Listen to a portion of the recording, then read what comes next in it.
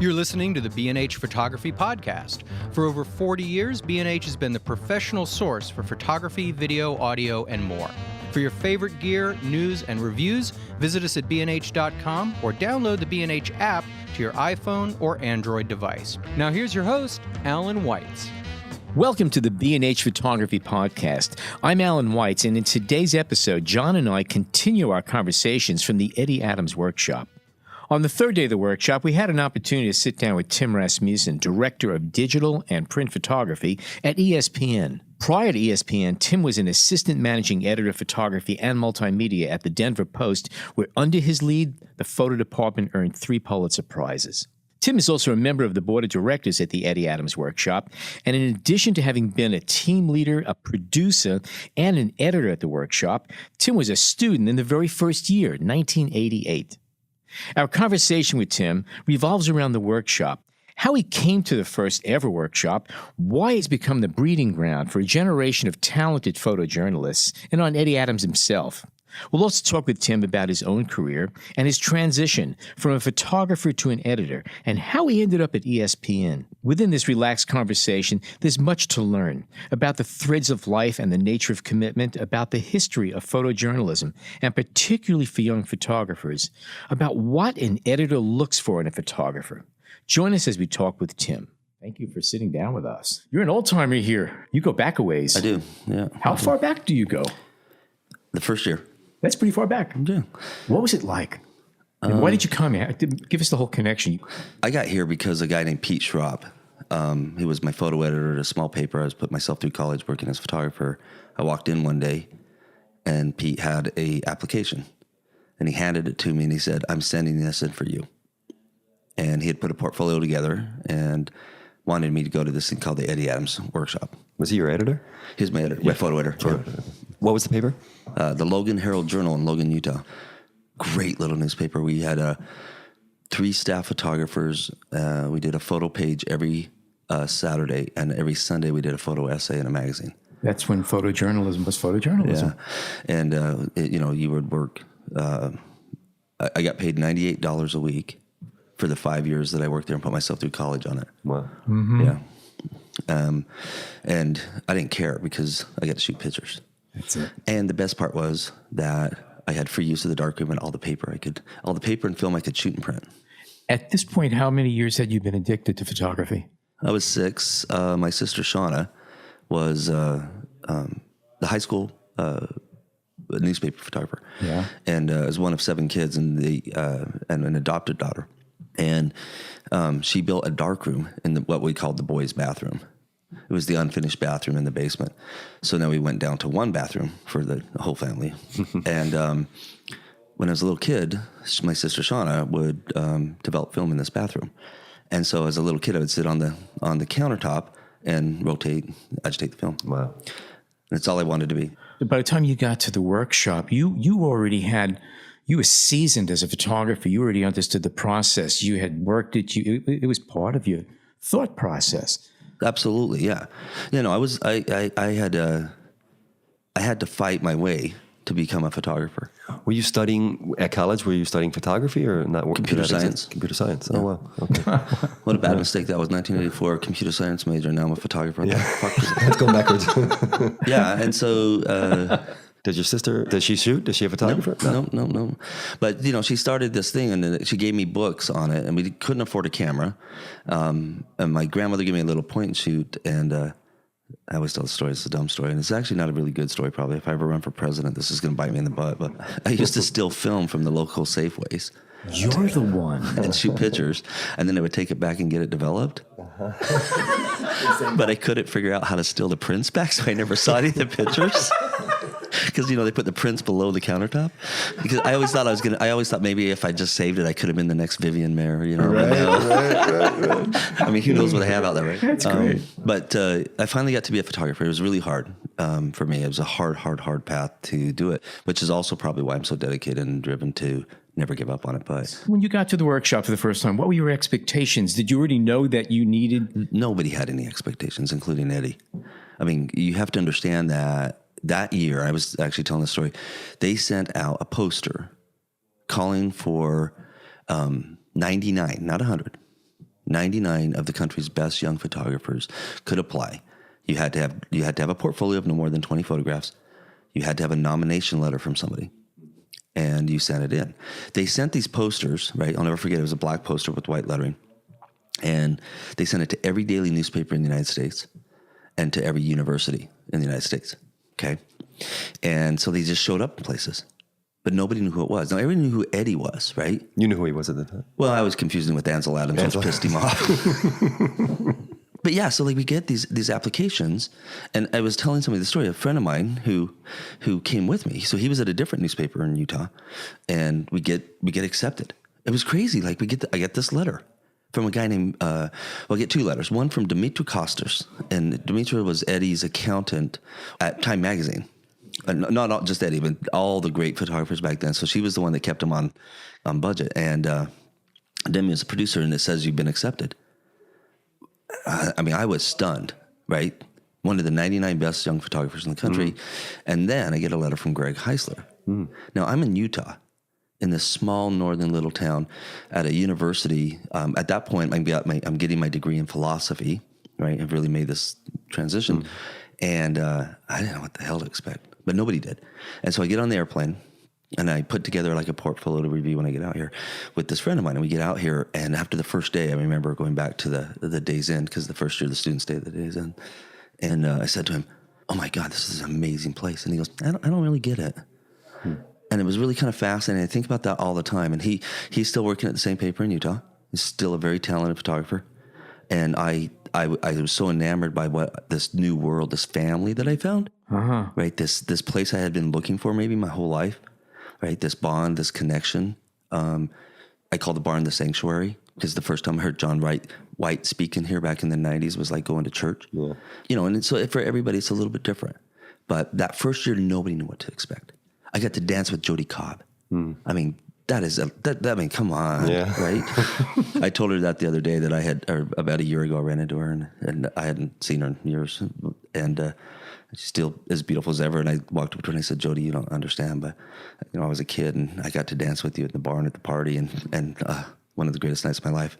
She blushed. And I was like, "Oh, yeah, make Jody Cobb blush." So, I mean, even in that first year, Eddie was able to organize a lot of people to come up here, mentors and instructors and other photographers. He had an unbelievable gift, and Eddie, as a photographer, Eddie had this thing where he could touch another person, whether it's a pauper or a king. It didn't matter. I mean, it's almost a cliche, but it's true. I've seen him do it. I've seen him break down barriers of people whose barriers are there for a reason.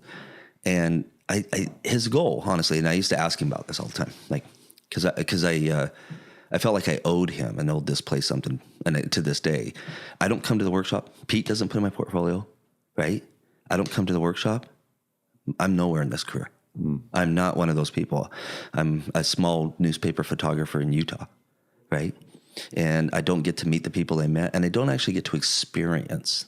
So that's when he changed it to an experience in photojournalism. Was after that first year, which is what it really was. Wow. Well, we're done here, right? So do you come every year? In 1989, I was so enamored, I called back to Demi, the producer, and begged her to let me come. I'd sleep on the floor or whatever. And she said, "We don't take advantage of students like that. I'm sorry." But I said, "No, I'll do anything." So that ethics was already in place. It wasn't ethics at all. I mean, it was that was Demi. Oh, that's her. Okay. No, there was a lot. She's a good person. Yeah. Okay. But I was like, no, you don't understand. You're not taking advantage of me. I mean, I have to be part of it. And they had a group of people that volunteered at the beginning, Duke Devlin and Lisa and Virginia Sherwood and Skip Steffner and Eileen and Sandy Colton and Chip Morey and all these people who put it on right at the very, very beginning. They all came up here of their own time, and they were all friends of Eddie, FOEs, and John Philo, the original carpenter up here. Oh, yeah. And they all bought into the dream. Eliane Lafont. They all bought into the dream. Hal Buell, all these guys believed this crazy idea. And Eddie had this thing, and he, if you ever spent any time with him, right, he'd have these crazy ideas, and he would look at you and he would say, "Can you see it? Can you see it, Timmy? Can you see it?" And a couple times I'd look at him and say, "You're out of your mind, Eddie. I can't see it." And he's like, "No, can you see it? Can you see it?" And that was the workshop, right? He buys this farm. He says to these friends of his who were some of the best in the business, I want to build this place. And I never finished the thing, which is kind of one of my problems. I'm like the squirrel. I'm always taking off the different places. But his goal was, right, to take all these friends of his, all these people that he could attract, all of these people that he had met over a lifetime. Great photographers, Alfred Eisenstadt and Carl Meidens and Gordon Parks and Joe Rosenthal, Louis Luada, like these great names in photography, contrasting names, and put him in the same room with kids, right? And then let that just be what it was. Let it just happen, He would intentionally put people on the stand that he absolutely did not agree with. It was controlled chaos. Yeah. Yeah. I mean, one of the things that's kind of fascinating is we really haven't changed the format much.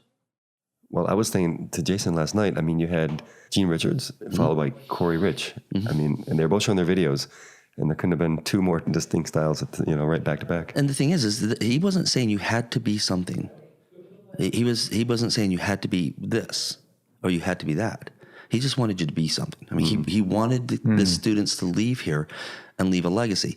For a man who had an unbelievable legacy, this is the legacy he cared about. Two things: the Boat of No Smiles and the workshop. And what is the Boat of No Smiles? So the story that he's best known for, obviously, is the execution picture in Vietnam. Right. But the best story was that Eddie and Vietnamese refugees were trying to make it to Thailand. And there was a boat stuck out there. And so Eddie rented a boat, went out to the boat, and they left him on the boat. And so he became part of, on that boat with everybody else. And when the government found out that Eddie Adams was on this boat, right, an AP photographer on this boat with these people, they tried to get him off. They tried to make him leave, and he wouldn't leave. And he photographed these refugees trying to make it to Thailand who were being denied. They kept pushing the boats away. They didn't want any more Vietnamese refugees. And subsequently, right, the conversation in the country changed, and Vietnamese refugees were brought to America, and a lot of them. So he wasn't, I don't think anybody can point a finger and say, that's all Eddie, but a lot of it was Eddie. And that was the thing he wanted to be remembered for, was what he did after that picture. And, getting back a bit to the beginnings of the workshop, was there anything else going on in the photo community, in the photojournalism world like this at that time? Were there workshops? Were there a place where people could get together, sanctuary? Not like this. I mean, there certainly were workshops, and certainly were places that, MPPA had a lot of different programs, flying short course and things like that. But the real difference was this was always called tuition free. Yeah. Can you imagine what it would cost if you had to pay some of these incredible people to talk here? Can you imagine what it would cost if, we volunteer our time, our companies support us in this? It's really amazing. So his goal was that the workshop would be free to the students, that it wouldn't cost them anything to go to this, because there was a lot of workshops that he taught at where he was paid an honorarium, but the students had to pay thousands of dollars to see it. Yeah. It's business. It's business. And how do you, like when you're dealing with the students now, how do you kind of keep what you would consider this kind of vision alive, and how do you pass that to them? Well, and I think it's interesting because I have the thread from the beginning to the end of this, and it's changed. We've adapted. I mean, the first digital team here was in I want to say it was like 94 or 5. We really tried early on, and we started bringing digital cameras up here early on, back when Kodak was still a sponsor, and they really tried to adapt to certain things. Multimedia, whatever kind of things of changing and adapting. But the truth is, the workshop's still about a couple things, and one of them is always about the students. It's always about what they leave with. I always tell the students when they come here, it's not what you do this weekend, it's what you do 5 years from now. And the reason really is because the workshop sparks conversations in your own head, your own mind, about what it is you want to be. Some of the photographers go off to be the photographer they always dreamed of, and other photographers find different paths, right? It's an interesting place. I mean, one of the things that David Allen Harvey said to me the first year was that this is a family. And I hadn't really ever thought about it, and now it is. We call it the family, and it's really true. We're a small industry. If you've ever been to a convention of writers or editors, they're not like us. I mean, think about it. I mean, we go to these things and we talk about it with passion and we cry on the stand and we talk about people we met and the photographs that we made and the things that happened to those people. You know, we don't talk about us. We talk about the people that we got to meet along the way. And so I think it's kind of fascinating that, you know, how we approach that. And that was how Eddie was. And it certainly is. His dream was that this would go on and that people would pick up the mantle and that we would not give up on it. I have to say that the fortitude that Alyssa Adams has to continue this is phenomenal, because I ran it a few years and I know how difficult it is just to keep it going. Mm-hmm. But I think it's really important for the community. Now you're talking 2,900 students have gone through the workshop. Yeah. And if you look at that list of students and look what they've accomplished since, it's really quite amazing. Absolutely. Would it be safe to say that it's become easier in a sense to raise funds for it, or is that really not a truth? Just the opposite. Really? Yeah. So the more credible it's become and the more lasting it's been? The industry's changed. That's also real true. Yeah. Think about Kodak. When Eddie started the workshop, the major sponsor was Kodak. Right. And Kodak was a phenomenal company. You know, one of the richest companies in the world. It was a gold standard. Yeah. And I mean, it's just a shame, honestly, because of the inventions and the things that they were so good at. They just missed this ride. Yes. And they didn't. They invented the first digital camera. Yeah. You know, and so... I remember the 760 and the original digital backs with that took compact flat, all the things. They were cutting edge for a few years. Yeah, the first thing that they brought up here, it was a backpack. It was a computer on a sling you had to carry around with you. Yeah, sure. Yeah, but it's interesting now that Nikon, when you think about it, Nikon has been here from the beginning, and they haven't given up on it. And they're still here, and they don't care what camera you carry up here. They care that you leave and you get, you know, this opportunity still happens for them. Gotcha. How many other people have been here more than, say, maybe 2 or 3 years? People who have really woven this into the fabric of their life, like yourself? Quite a few people. I mean, it's not true. I've not been here a lot. I made Eddie Adams' shit list. And I had only missed 89, and then I had asked to take some time off because I had put in so much, and my good friend never invited me back for a long time. Ooh. Yeah, it's okay. It's on my resume. Wow. Is it like that invite only type of thing?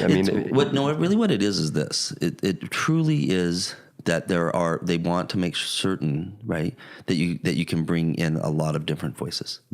So the voices will be here for a while, and then we'll change the voices, right? Mm-hmm. And those voices are important to change because there's new voices that come in, right? And those new voices change the fabric of what we do. And so Alyssa's really good about saying it has nothing to do with whether or not you're great or you're great up here. It doesn't matter at all. What it matters is that the voices change. And also it changes the dynamic at the workshop. When you bring on people who have never been here before and they get to be me in 1988 and they go, what the hell? I've never seen anything like this. Then all of a sudden you're bringing in new energy and you're bringing new thoughts and you're changing that dynamic. And Eddie was very, very good at that. So people that I worked with when I was first here, when I came back, were no longer here. Mm-hmm. It was really fascinating. Jimmy Colton is one of the very, very, very long threads. His father, Sandy Colton, and Irene Colton were, you know, people who have been here forever. There's very few who have made them all. I think Alyssa. Oh yeah, she's made them all. And how did things change after Eddie died? How did the workshop, the dynamics, the people that came? Honestly, the biggest change is that there isn't an ego big enough to control all these freaking eagles. Oh, really? And you can't take that role? I think you're doing pretty well from what I've seen. I can channel him. Okay. I can channel him, and I have at times. I mean, have you intentionally amped it up a little bit on that end because of the fact that he doesn't? No, so it's all you. No. It's pure Rasmussen. No. No, some of it is definitely him. I've actually there's a couple times in my life where I knew I had to become Eddie. That was the word I used in my head. Like, you have to be Eddie right now, Tim. And mostly because of the way that Eddie refused to take no for an answer from anybody. That's pretty He didn't legacy. know was not a word that the man accepted. And I think that, for me, the biggest thing that I have is I actually have with Alyssa, we have this continuity, right? I honor as best I can what he intended. And so I always stay pure to what he intended. Everything I do here is about it. It's not about anybody else but the students. The rest of it is just is in the service of that idea. And students can be a pain in the butt. Don't get me wrong, right? I think that the most important thing is that if the goal, the students have changed, right? When we came up in 1988 and all the way through to the 2000s, you were given 15 rolls of Ektachrome, and then you were given some 400 and some 1600. So it totaled out at 20 rolls of film, 720 frames. That's it. Okay. No, it's sad today. I own the record apparently, and it's not me, but we own the record of how many frames were ever shot at the workshop. And it's something like 60,000 in 2 days, which is insane because I have to edit all those. When you only have 720 frames, and literally only about 450 of them are usable because the 1600 wasn't very good and the 400 was a little bit risky. And you come up here and you're given slide film. If you had not shot slide film and you came to the Eddie Adams workshop, it was tough. Yeah, exposure latitude is, yeah. And so it was a different time, and I've actually pitched it many, many, many times to limit them to 720 frames. Cool. Yeah, and I've tried to get him to get Lexar to give us just like 512 meg cards. Remember those? Oh, yeah. Yeah. I have a bunch of those. So same here, yeah. That's about 720 frames. They make good guitar picks. Yeah, exactly. But there was something that was part of that too. Is you had to think, and so the difference for me is that we were forced to learn the craft of photography. Ooh, yes. Lenses, optics, depth of field, exposure, shutter, ISO. Yeah, ISO. It's called photography. It's called photography. And some of these kids that come up here, they pick up a camera, they put it on aperture priority, they put it on autofocus, and they make pictures, but they don't know why, and they don't even know how. And it's fascinating. And I think the universities where they go to the photo schools are doing a huge disservice, by not forcing them to learn what the value of optics are. Sandy Colton was the executive photo editor of the AP for years and was Eddie's boss there. And Jimmy Colton and Jay Colton's father, great guy. And he used to tell me the story about when he ran the office in Tokyo. And when he'd get a new photographer in, he would give him a speed graphic and 12 frames, so 6 carriers. And he would put him in this 20 by 20 foot chain link fenced area in the back of the lab and tell him they had to make 20 photographs that were completely different. And until they did that, they can't shoot for him. It's great, right? So now what I do is when I got interns, I just riffed on Sandy. Yeah. And I would give them all the lenses in a kit, and they had to make 10 photographs that showed me the range of that lens optically before they could move to the next lens, and they couldn't shoot as an intern for us until they got through all the lenses. One kid took 6 weeks. It's only like an 8-week internship, but they learned more out of it. And I think that that gift, right, being forced to learn that thing, and for me was, my FM and a 50 millimeter lens, because that's all I could afford. That gift is I mastered that lens. And then when I got my second lens, right, the 35, 1.2, and then when I got my third lens, the 24, you had to learn it. Actually, I wanted to ask you, you're speaking of Sandy Colton. Can you speak about some personalities that have passed away and that are really missed here, like their dynamism or their... I mean, it's really fascinating when I walk around the farm, I remember the moments. Sandy for sure. He was a big influence, and for a lot of the young photographers coming up, Sandy's era, he had retired. Sitting and talking with Sandy and the things that he had done, the things that he had invented at the Associated Press to better photography is just stunning. I remember the day Joe Rosenthal came. It was the first time that Joe came up here, and I was a workshop team producer. And, of course, everybody knew the name Joe Rosenthal. Everybody knew the picture Joe Rosenthal. But I got to be the man. And so he was sitting down by the house by himself. And Joe had these big Coke bottle glasses, and he had a little cane. And I was walking down the hill with the photographer, the workshop photographer back then, and a kid named Michael Lusky. And Michael Lusky at the time was heralded as this great young next generation, and he was. And I said, Michael, let's go talk to Joe Rosenthal. And so we went down, we sat next to him, and he's just sitting there.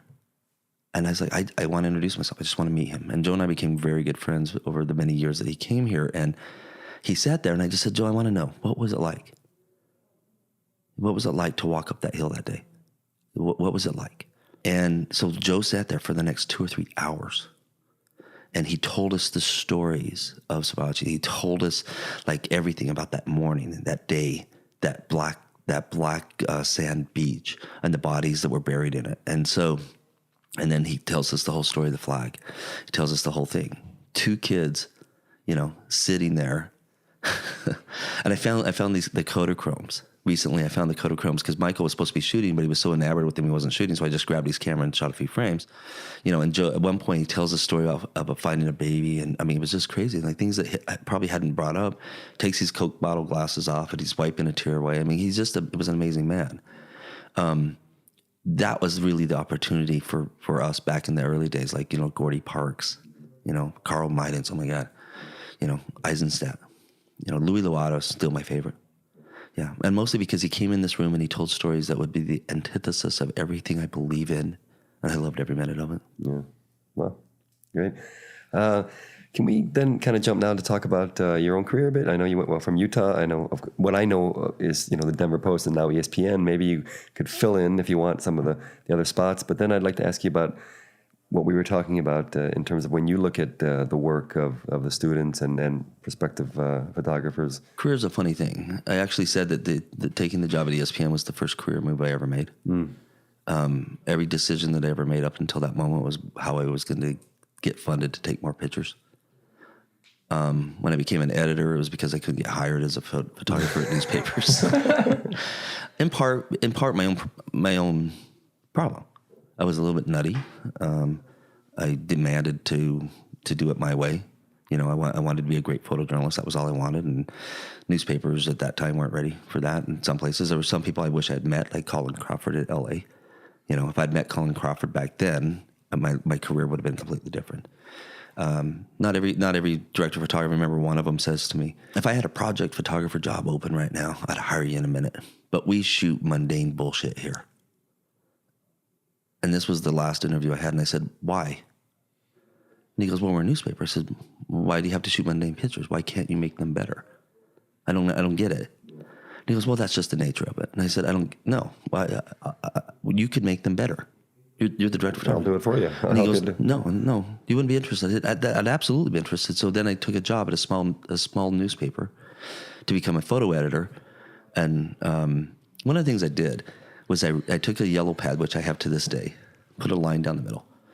On the left side, I wrote everything that I would do as a photo editor. And on the right side, I wrote everything I wouldn't do as a photo editor. Right? At that point, I had worked at like 6 or 7 different places, either as interns or staff photographer or as a freelancer. Was that list coming from the photographer's point of view or what you had hoped to do as an editor? Or? Both. Both, yeah. Okay. And so when you think about it, I sat down and said, what does a photographer need? In my office, I have a picture that I took of Eddie. And the chair the photographer sit in, right behind them is a picture of Eddie. And the reason it's there is to always remind me when I'm talking to a photographer that I'm talking to a photographer. And he's always watching, not in a nice way. He's keeping me honest. But, you think about it, like that was the goal for me. And then my career changed and I became an editor. And then my goal wasn't to make the greatest pictures, it was to help other people make great pictures and do everything I could for them from the perspective of that kid who came to the workshop who wanted to be great. Right? I never got to do that. Okay, fair enough. But the whole goal was, from that moment on, I didn't change it. I just changed the road I went. So career is a really fickle thing. Honestly, there's lots of people I know who have careers and their life sucks. My life's been freaking awesome. Mm-hmm. I've done everything I've ever wanted. I've got a beautiful wife, 2 great kids, and I still get to edit pictures for a living.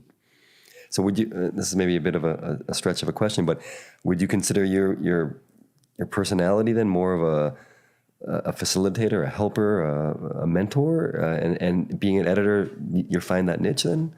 Or if you could drop it all, I don't think anybody would ever call me any of those things. Or an ass kicker then, or no, something. It's just, honestly, it's. Do you find as much joy in seeing that great photo of one of your staff as it had been your own photo?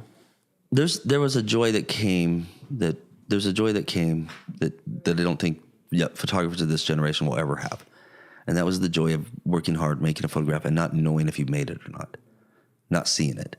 There was this absolute fear, drive to make you have it, and then you walk back into the dark room and you souped it, and you still didn't know if you had it, and then you tried to print it, and then if you could print it, and it came up slowly in the developer, right? It just came up in the Dectal, and then you could see it, and then you could hoot and you could holler. I still do that. I still hoot and holler. I hear you 100%. It's really funny. That's one of the things I like about that Leica they just came out with about the LCD on the back. It's the digital version of that. You won't know till you get home. Take pictures. A lot of photographers work for me. I take duct tape or gaffer's tape. Sure. Yeah. Sure. And then I write my initials on it. No, I do. So that if they try to take it off, I know that it's been removed. Kind of like a security seal.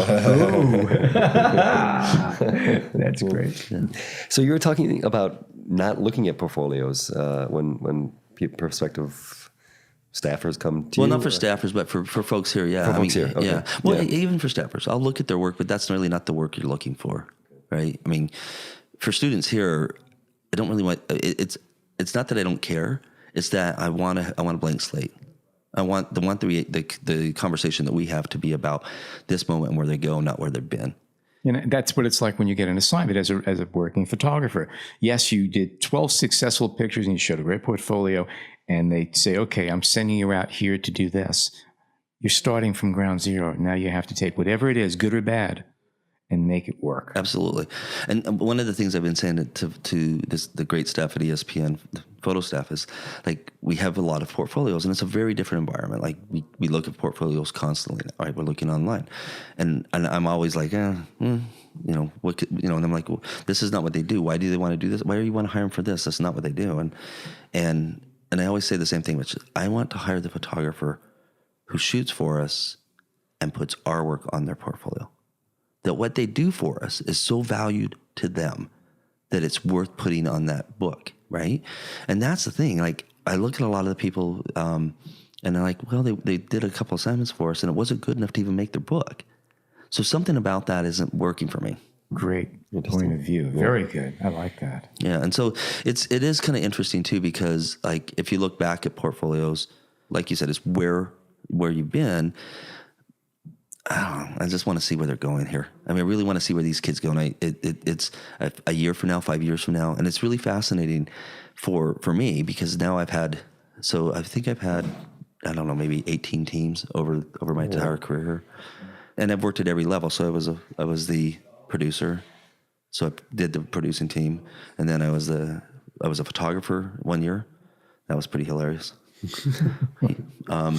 And then I've been an editor, but it's really interesting because I think back to those students and I watched their whole careers go. And I had one sliver in time. I'm not taking credit for their careers, but it is kind of fascinating because you build that family and you build that response, and people will come up later and said, you said something to me, then I did this. And I don't know that it's about what the place is about, right? The same way that I walked up to Eddie when I came back and said, you changed my life forever. Question for you, if I may. Yeah. You're pretty clear. I love the fact that you're not really interested in what they're walking in with, it's what they're walking out with. Do you ever, once everything is finished up and the projects are gone and everybody's slapped everybody in the back and the fire's been burning, do you then go back and look to see at the work that they came in with to see if there was really a breakthrough? I do. Okay, good. I don't always tell them I do. We all have all the links. And sometimes, some folks that I've worked with want to look at all the portfolios. And I'm like, that's great. Go ahead. Yeah. I have no problem with that. But a couple times in the year where people really, really, really want that feedback, we'll do it afterwards over Skype. Okay. Yeah, and we'll look over Skype. Are you usually pleasantly surprised and happy with what you see, or what's the ratio between that and say, I don't know if there's a real breakthrough here? Or is it, I don't know if you could even... I'm not really sure. I mean, not sometimes, but a lot of times the things that I saw in their portfolio were things that were issues when they were shooting here.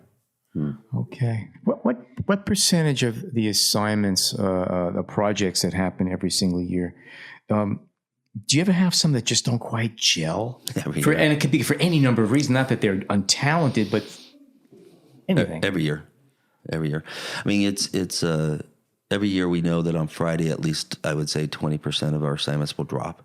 Like people just won't call us back, and this happened again this year. Yeah. So every year, and it was funny because we have backups, and usually they're people that we've been to for years, or we have relationships with, and like the kid's story dropped, and so he got the pickup assignment, which we'd been 2 years, and he got the birth of a calf. Well, that was just happened yesterday. Yeah. So it's kind of like, that works for it. All right. And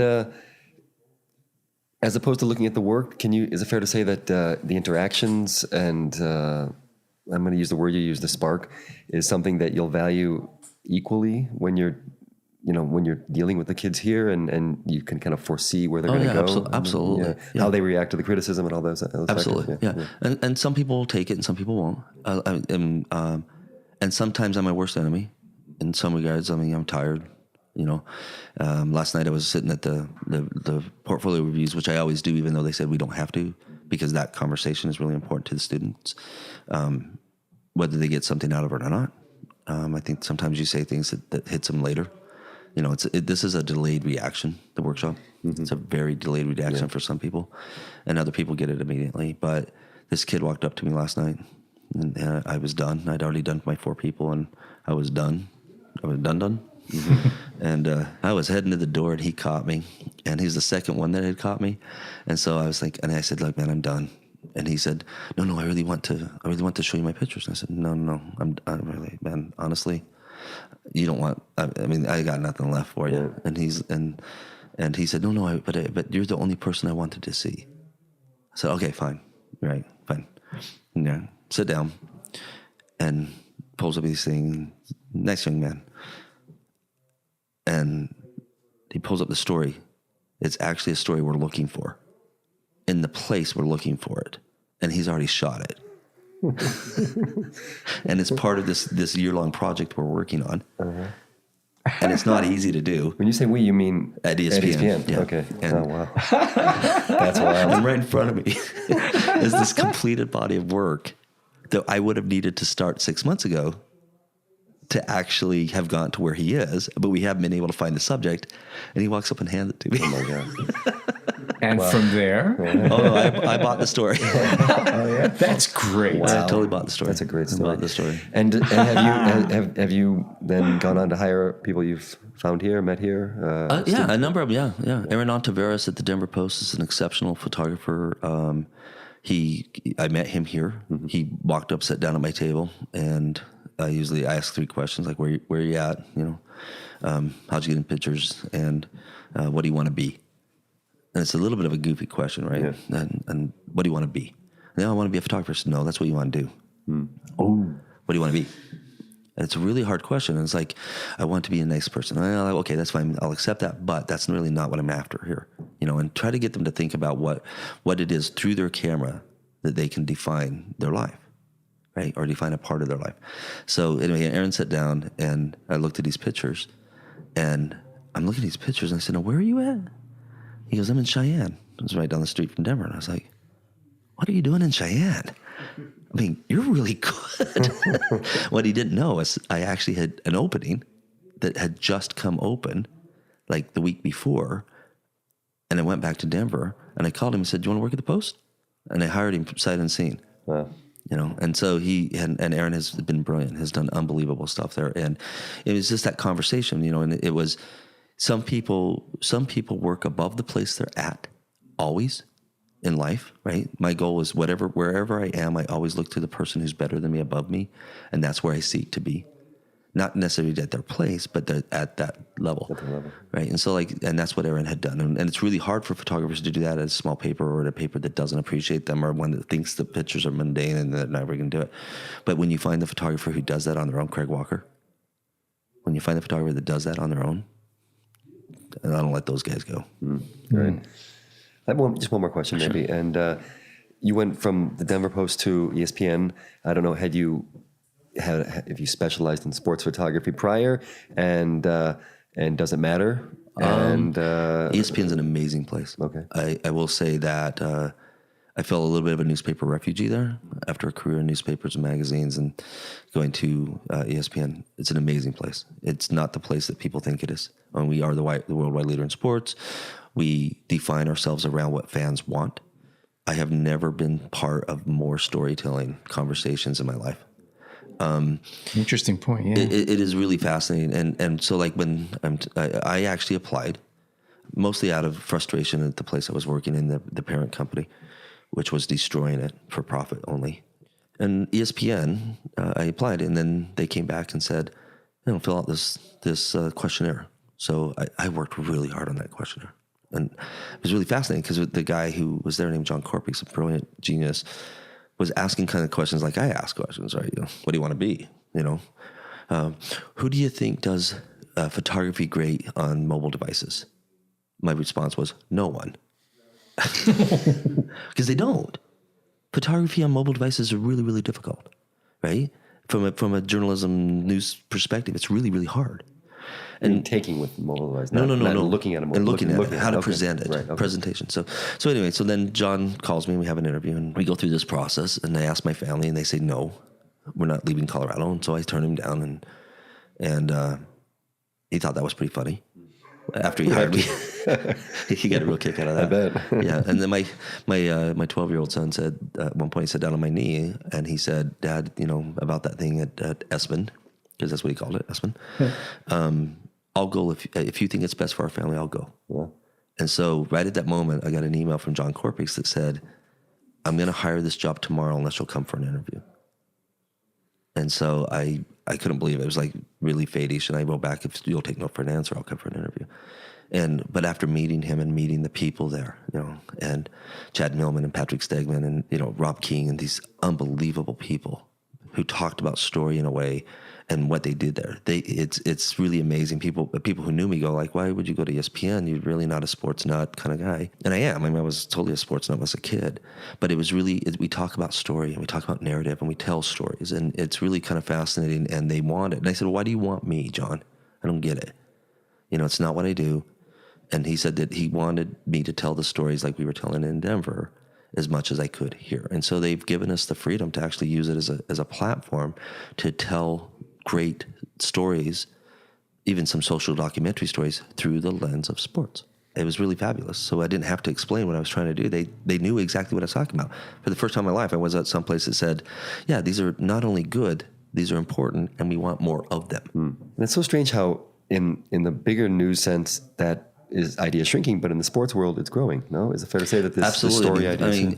Our leader John Skipper has an absolute belief that sports and life sports coverage is not going away. It's becoming bigger and bigger and bigger and bigger. And so like sports becomes this. It's not tangential to life. It actually threads through life, either as a fan or as an athlete or as a young athlete or a parent. If you think about it, sports is really just one remove from almost everybody. And so that's why it's so easy to tell stories about sports and life and culture. It also has the celebrity aspect absolutely. to it, which is seriously, you look at what society's about right now with social media. Sports is excitement. Everyone's into sports. A lot of people are. Most people are. And then you have the celebrity aspect to it, which ties into it. Yeah, it blasts off. Yeah. And then you have... Makes trade talks kind of boring. Exactly. When you think about it, the old sports conversation has changed even this year again. With Butler and with Kaepernick, and a conversation, Absolutely. which is a good conversation. Yeah. A typically brilliant, an-American conversation to stand up for what you believe, whether I believe it or not. It's a great conversation to have. Great point. And so why not have it why can't we have it in an arena? Why can't we have it at an Eddie Adams workshop? Why can't we have it anywhere? And I think that is really a classic American thing. So whether you agree with him or not. Tim, thank you so much for Thank you. joining us. Great Appreciate it. talking with you. Appreciate it. Yeah, this was great. Fantastic. Appreciate it. Thank you, man. That was wonderful. Great stories. Thank you to Tim Rasmussen, as well as to Alyssa Adams and Miriam Evers of the Eddie Adams Workshop, which is sponsored by Nikon with support from B&H. And as always, thanks to John Harris and Jason Tables and to our listeners whose feedback and comments help guide our show. We can be reached on Twitter and Instagram with the hashtag BHPhotoPodcast, or feel free to email us at podcast@bhphoto.com. My name is Alan Weitz, and as always, thank you so much for joining us today.